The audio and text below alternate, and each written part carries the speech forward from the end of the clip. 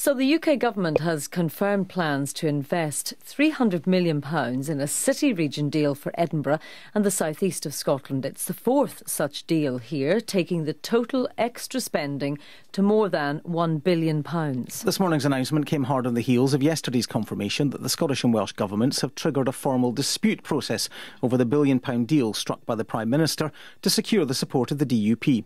Speaking a little earlier on this programme, the First Secretary of State, Damien Green, refused to accept that Scotland should also benefit under the Barnett formula.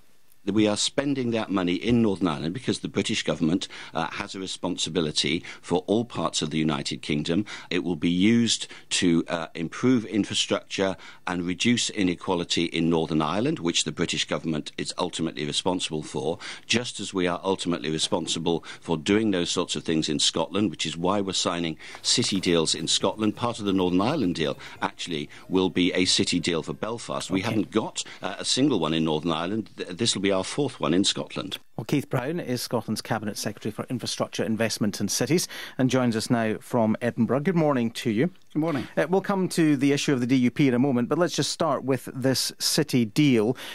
Will the Scottish Government match this £300 million funding? Well, I suppose it depends how you put it. You've been announcing all morning that it's a £300 million investment by the UK government. This is a £300 million investment by the Scottish government, and we hope and expect we understand that the UK government will match the funding that we're making available, which is also £300 million. But the city deal is a UK government initiative, isn't it? And you're part of that. Well, no, it's not. It's a joint process, as it's been for each of the previous three ones as well. And we've either matched or exceeded the amount of contribution made by the UK government. And again, today we'll announce that we'll match that contribution of £300 million. It's a joint process, not involving just the UK and Scottish governments, but also local authority partners who are the driving force behind these city deals in the first place. And in terms of the money here, how will it be spent? A number of ways. So we think we have to look at transport, we have to look at housing. Of course, some of the things in terms of research and development and food and drink are very important as well. But for different parts of the Edinburgh City Region deal, different things are important. So in the borders, for example, business premises, infrastructure works around the city bypass are crucial, not just for people in Edinburgh, but perhaps more especially for people trying to access and get out of Edinburgh. So the Sheriff Hall junction, which is a long-standing bottleneck, will be dealt with by this process as well. The point that Damien Green made a little earlier is that this shows that the two governments can cooperate on issues of finance, and when it comes to Brexit and the handover of powers to the Scottish Government, which I know you're very unhappy about, he says that the cooperation is there and can work. Well, we do try to cooperate. That's the first instinct that we have, to try and make sure that we can work with the UK government. We've had some bruising experiences. The £7 billion grab in terms of the fiscal framework was something we had to fight very hard against. We have the issue of the DUP deal, but in relation to city deals, we've tried very hard to work with the UK government. These can benefit the city regions involved in this process, and it's important that we try and maximise the revenue and the opportunities for local areas in Scotland. And doing that, we've had a relatively constructive process with the UK government on those city deals. And the point they make is that this is a total of £1 billion from the UK government in city deals for Scotland, out with the Barnett formula. Well, it's actually less for the UK government than it is for the Scottish government. You're contributing even more than that. And the point about the Barnett formula, I'd point you to the fact that if you look at the structure of today's city deal, virtually everything that the UK government are contributing towards is a reserve function. This is not something that would come into the Barnett formula in the first place. It's a red herring to talk about that in relation to the city deals and also the DUP deal.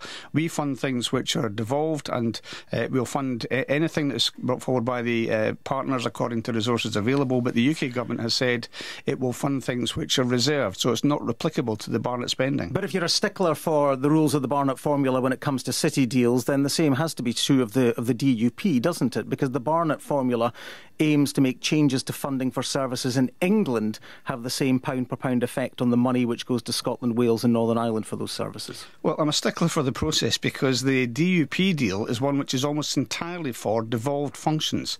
And the purpose of Barnett is to try and equalise and make fair expenditure across the different nations according to what is spent by the UK government. That's the purpose of it.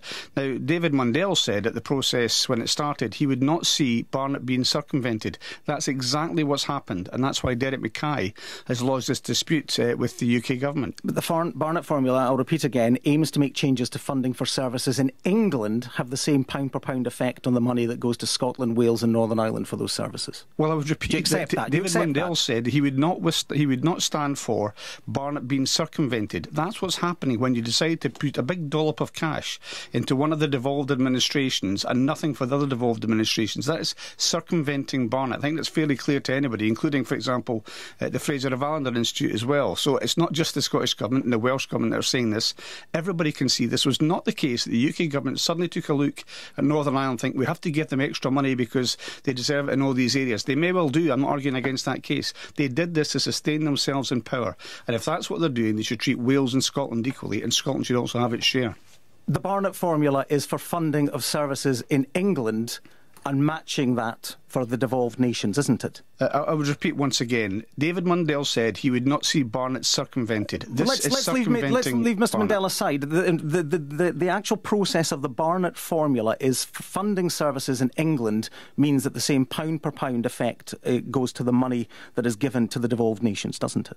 I'm talking about the purpose of the Barnett formula, which is meant to have fair funding for the different devolved administrations compared in the UK, to the funding and that's what's been circumvented. That's compared to the funding here. in England. That's the important point, isn't it? The important point is what they've tried to do is perhaps David Mundell, and let's not leave him out of this, perhaps he foresaw this, the idea that we might try and circumvent the Barnett formula.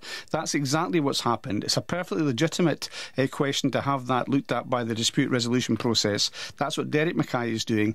And if the UK government thinks there is all this need in Northern Ireland, and I'm sure there is, they must also be aware of the need, given the cuts they've presided over in Scotland and Wales, for the same kind of expenditure in Scotland and Wales. That's what they should look at. That is what's fair in this process. There isn't really any sort of way of knowing exactly how this process will work out, because there doesn't seem to be a precedent for this. So how do you see it going forward? Well, there's a precedent. There was a dispute 6 or 7 years ago in relation to expenditure on the Olympics, which didn't have the best outcome for us. We had claimed around £165 million. It ended up around £16 million, so about 10%. So there is a precedent for this, but of course we have to go through the process. It's the right way to do it. The UK government expressed themselves to be super relaxed about this process. I'm not sure what that means, but so we have to go through this process, and we have the support, of course, of the Welsh government, who also feel the same way that we do.